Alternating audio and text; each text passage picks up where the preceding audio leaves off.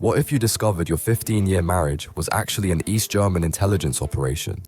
In 1990, after German reunification, you're cleaning your attic when you find strange recording equipment hidden in the walls.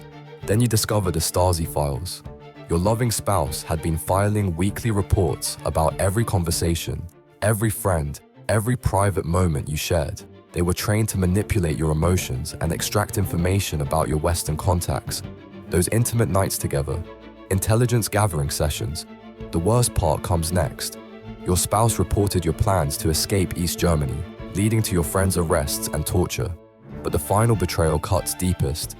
Reading the actual files, you learn they recommended you for enhanced interrogation.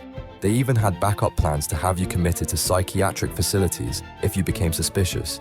15 years of marriage, reduced to intelligence reports. The person sleeping next to you was your greatest enemy.